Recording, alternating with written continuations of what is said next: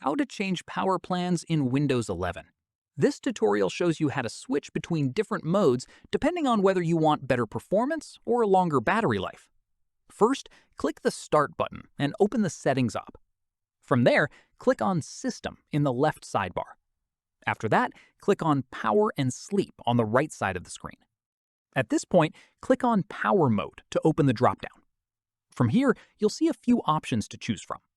Best power efficiency focuses on saving energy and is ideal if you're on a laptop and want to stretch your battery as far as possible. Balanced is the default setting and automatically adjusts performance based on what you're doing. Best performance prioritizes speed and responsiveness, which is better for demanding tasks like gaming or video editing, but will use more power. Following this, select whichever option fits what you need, and the change applies instantly without needing to restart. Finally, if you want access to more detailed power plan settings like sleep timers and display brightness, search for Edit Power Plan in the Start menu, and you'll find the classic control panel options there. That's how you change power plans in Windows 11. If this was helpful, drop a like, subscribe for more tutorials, and hit the bell so you never miss an upload.